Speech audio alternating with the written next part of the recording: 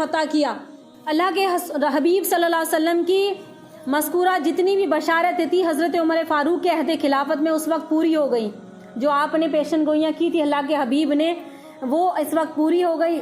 اور جب آپ رضی اللہ تعالیٰ عنہ شام کو فتح کرنے والی فوج کے سپہ سالار حضرت ابو عبیدہ بن جراح کو بھیجا، بیت المقدس کو فتح کرنے کے لیے بھیجا، اس وقت عیسائیوں کا قبضہ تھا بیت المقدس کے اوپر۔ اس کے بعد حضرت عمر فاروق رضی اللہ تعالیٰ عنہ حضرت ابو عبیدہ بن جراح صحابی کو اپنی فوج سمیت بیت المقدس کی طرف رخ کرنے کا حکم دیا، چنانچہ انہوں نے خلیفہ مسلمین کے حکم پر لبیک کہا اور وہ روانہ ہو گئے، اور 5000 فوجیوں کے ہمراہ بیت المقدس کو لے کر روانہ ہوئے۔ 5000 کی فوج کا دستہ لے کر وہ نکلے۔ اس وقت ایلیا کہلاتا تھا، اس وقت یہ علاقہ جو فلسطین کا تھا وہ ایلیا کہلاتا تھا، اور ایلیا جو علاقہ ہے یہ ایلیا خلیج عقبہ کے شمالی سرے پر موقع پر ایک ساحلی شہر تھا، ایک شہر کا نام تھا ایلیا، کیونکہ بار بار اس میں آئے گا پھر آپ سوچو کہ پتہ نہیں کیا ہے یہ، تو اس وقت یہ علاقہ یہ شہر ایلیا کہلاتا تھا۔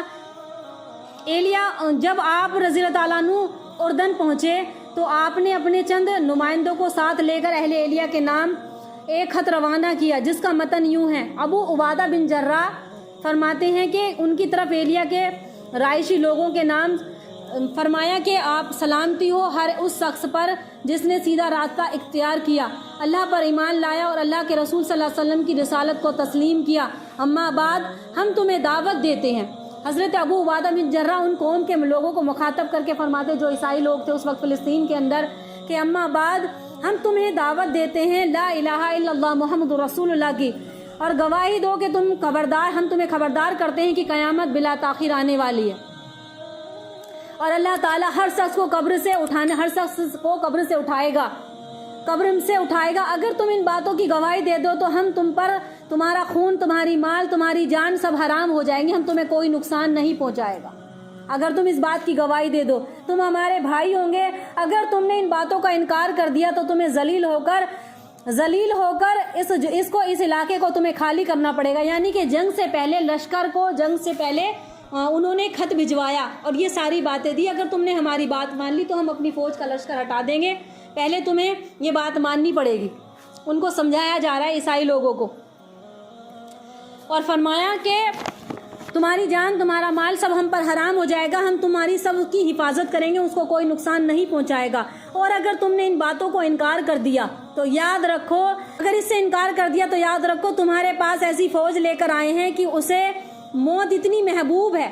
وہ صحابی کہتے ہیں، وہ خط پڑھ کے بتاتے ہیں کہ ہمیں موت اتنی محبوب ہے، ہمارے لشکر میں ایسے ایسے سپاہی ہیں، وہ تھے اللہ کے حبیب کے سپاہی، اللہ کے حبیب کے سچے غلام، کہ ہمیں موت اتنی محبوب ہے، ہماری فوج میں ایسے ایسے سپہ سالار ہیں کہ ان کو موت اتنی محبوب ہے جتنی تمہیں شراب نوشی محبوب ہے، جتنی تمہیں خنزیر کا گوشت محبوب ہے، اس سے زیادہ کہیں ہمیں موت محبوب ہے، ہم پیچھے نہیں ہٹنے والے۔ اگر تم نے ہماری بات مان لی، ہم نے اس کو فتح کر لیا، تو تمہاری سب امانت داری کے ساتھ تم چاہو تو رہ سکتے ہو، محبوب ہے۔ اور یہ بھی یاد رکھو، میں انشاءاللہ تعالی اس وقت تک نہیں پلٹوں گا جب تک تمہاری فوج کو میں نست و نابود نہ کر دوں اور تم لوگوں کو قید نہ کر دوں۔ اس خط میں جو پہلی دونوں باتیں اہل ایلیا نے انکار کر دیا، یعنی کہ ایمان قبول کرنے سے انہوں نے انکار کر دیا، اور جس پر ابو عبیدہ بن جراح نے اپنی فوج کو بیت المقدس کا محاصرہ کرنے کا حکم دیا، تقریباً 40 دن تک یہ محاصرہ یعنی کہ لڑائی جنگ جاری رہی۔ کون سے زمانے میں؟ حضرت عمر فاروق رضی اللہ تعالیٰ عنہ۔ وہ لوگ اس وقت عیسائیوں کا قبضہ تھا، وہ صلح کرنے کے لیے تیار ہو گئے اور کہنے لگے صلح ہم اس بات پر کریں گے جب حضرت عمر خود ہمارے درمیان میں آئے تب ہم یہاں سے ہٹیں گے۔ حضرت عمر بن خطاب کو کہنے لگے حضرت تمہارے امیر المومنین کو خود آنا پڑے گا یہاں پر۔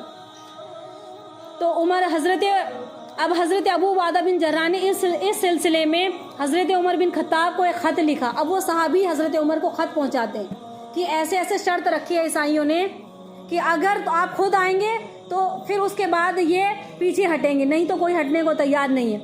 حضرت عمر بن خطاب نے خط کو پڑھا اور صحابہ کرام سے مشورہ کر کے کئی صحابہ کو ساتھ لے کر یہ روانہ ہوئے، بیت المقدس کی طرف روانہ ہوئے۔ اور مستدرک حاکم کی ایک روایت میں آتا ہے کہ حضرت عمر بن خطاب کے پاس اس وقت کوئی بڑی ساز و سامان نہیں تھا، کوئی بڑا لشکر نہیں تھا، ایک آپ کا غلام، ایک ستو کا تھیلا اور ایک ہاتھ میں ایک تھیلا تھا ان کے پاس، اور ایک غلام تھا حضرت عمر بن خطاب کے پاس، جس کو لے کر وہ روانہ ہوئے، اپنے غلام کو ساتھ لے کر ایک سواری. اور کتنے بڑے تھے، بہت بڑا اونچا مقام تھا. حضرت عمر بن خطاب جب بیت المقدس کو جا رہے تھے تو اسی قریب ایک بڑی گھاٹی آ گئی جس کو پار کرنا بہت ضروری تھا. آپ رضی اللہ تعالیٰ عنہ اونٹنی سے نیچے اترے اور اپنے موزوں کو اتار کر کندھوں پر رکھ لیے. سواری ایک، بیٹھنے والے دو. سفر بہت لمبا طویل، تو اس کو گھاٹی کو پار کرنا تھا تو اپنے موزے اتارے، اپنے کندھے پر رکھ لیے اور اونٹنی کی نکیل پکڑ کر گھاٹ کو پار کر لیا. حضرت ابو عبیدہ نے یہ منظر دیکھا تو کہنے لگے، امیر المومنین اگر آپ اس حالت میں آؤ گے، کندھے پر کپڑے پھٹے ہوئے، پیبند لگے ہوئے اور موزہ آپ کا کندھے پر پڑا ہوا ہے، تھیلا ٹنگا ہوا ہے، اس حالات میں اگر یہ عیسائی دیکھیں گے، اور بڑے بڑے حکمران تھے، بڑی فراوانی اللہ نے بعد میں دے دی تھی، تو کیا کہیں گے؟ یہ مطلب آپ کو کیا کہیں گے؟ اپنا لباس آپ صحیح کر لیں. امیر المومنین آپ اس حالت میں اگر گھاٹ عبور کرتے ہیں، اگر ایلیا والوں نے آپ کی حالت دیکھ لی تو مجھے اس سے خوشی نہیں ہوگی. حضرت عمر بن خطاب نے فرمایا، کاش کی یہ بات تیرے علاوہ کوئی اور کہتا. یاد رکھو ہم انتہائی ذلیل قوم تھی، حضرت عمر بن خطاب کہہ رہے ہیں، جس کے قدموں میں کیسر اور کسریٰ کے بادشاہوں نے سر جھکا دیے، خزانوں کی چابی آپ کو تھما دی اللہ تعالیٰ نے. وہ یہ بات کہہ رہے ہیں کہ ہم ایک ذلیل قوم تھے، اللہ نے ہمیں اسلام کے ذریعے سے ترقی دی، اللہ نے ہمیں اسلام کے ذریعے سے بلندی عطا فرمائی. اگر ہم اسلام کو چھوڑ کر کسی دوسرے طریقے پر عزت حاصل کریں گے اور اگر عزت حاصل کرنا چاہیں گے تو اللہ ہمیں ذلیل کر کے چھوڑ دے گا، ہمیں ذلیل کرے گا، رسوا کرے گا. حضرت عمر بن خطاب بیت المقدس پہنچے اور صلح نامے پر دستخط کیے گئے. اب آپ اسی حال میں بیت المقدس پہنچتے ہیں، صلح نامے پر دستخط کرتے ہیں، تو اس میں اہل ایلیا پر لازم تھا کہ وہ بیت المقدس کو مسلمانوں کے حوالے کر دیں.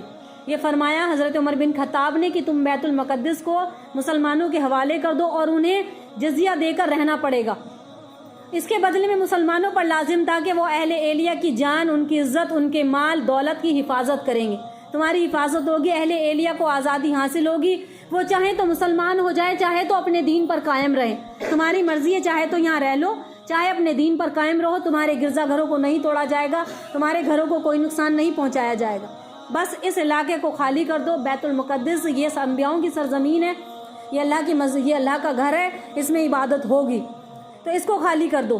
تو ان معاہدوں کی دیگر شرائط میں سے ایک شرط یہ بھی تھی کہ بیت المقدس میں نصرانیوں کے ساتھ ساتھ کوئی یہودی یہاں رہائش نہیں کرے گا، یہودی نہیں ٹھہرے گا. اس معاہدے کو گواہ بنا کر اس میں صحابہ کرام بھی موجود تھے. اس وقت حضرت خالد بن ولید، عمرو بن عاص رضی اللہ تعالیٰ عنہ، حضرت عبد الرحمن بن عوف اور معاویہ بن ابی سفیان اور تمام صحابہ کرام اور بھی وہاں پر موجود تھے.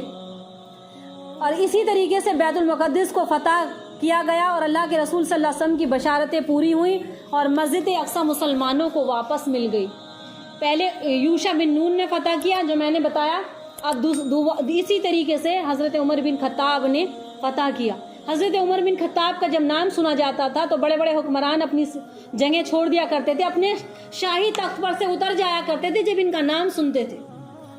اور وہ صحابہ کرام بھی بادشاہوں کی آنکھوں میں آنکھیں ڈال کر بات کرتے تھے، کیونکہ دلوں میں عظمت دین تھا، دین کی عظمت تھی، تو وہ کسی سے نہیں ڈرتے تھے. ان کو ایک پیغام ملا تھا، ایک میسج ملا تھا کہ اللہ کا دین آگے بلند کرنا ہے. اپنی بات میں آخر کرتی ہوں، یہ اس طریقے سے وہ فتح کر لیتے ہیں. اس کے بعد صلاح الدین ایوبی نے فتح کیا. انشاءاللہ کا مقصد یہ ہے کہ ہم لوگ اتنے، کیونکہ جب یہ ہمیں واقعات ہی پتہ نہیں ہوں گے، ہم اپنے بچوں کو حضرت عمر بن خطاب کی سیرت، صحابہ اکرام کی سیرت اور پیارے حبیب کی سیرت نہیں پڑھائیں گے. قرآن پڑھنے سے آپ کو واقعات پتہ چل جائیں گے. بتاؤ، یہ تفسیر میں بھی نہیں ملیں گے تمہیں. اس کے لیے علم و دین سیکھنے کی ضرورت ہے، تبھی تو ہمارے سینے امڑیں گے دین کی طرف. محفل ہماری غلط ہے، بیٹھنا ہمارا غلط ہے، تعلیم ہماری غلط ہے، تو غلط ہی اندر آئے گا. صحیح کیسے آ سکتا ہے؟ صحیح آنے کے لیے کیا ہوگا کہ اپنے بچوں کو دین کی اچھی طرح سے، اچھی جگہ، اچھے مدارس میں تعلیم دی جائے جہاں پر وہ صحیح طریقے سے دین حاصل کرے. اور یہی وجہ ہے کہ ہمارے بچے آج ہماری بات نہیں مانتے. پھر بچوں کا دوست مت دو، ان کی کوئی غلطی نہیں، غلطی کرنے میں کہیں نہ کہیں ہم ہی ہیں. دنیا جا رہی ہے، ہم لوگ ایسے گھر کی طرف جانے والے ہیں. اگر کسی کی عمر 30 سال کی ہو گئی، 40 سال کی ہو گئی، تو سمجھ لو کہ اس کی زندگی کے 40 سال ختم ہو گئے، 30 سال ختم ہو گئے، 20 سال ختم ہو گئے، 50 سال ختم ہو گئے. یہ زندگی ہم ایسے گھر کی طرف جا رہے ہیں، آخرت کے قریب ہے، دنیا کے قریب نہیں، ہم آخرت کے قریب ہیں. اور موت اس طریقے سے اچک رہی ہے. پتہ نہیں اسے کب کون موت کا شکار بن جائے. منزل کو بہت دور نہیں ہے، قریب ہے. سفر بڑا مشکل ہے. منزل قریب ہے، سفر ہمارا مشکل ہے. اس سفر کو آگے کیسے لے جایا جا سکتا ہے جب آسانی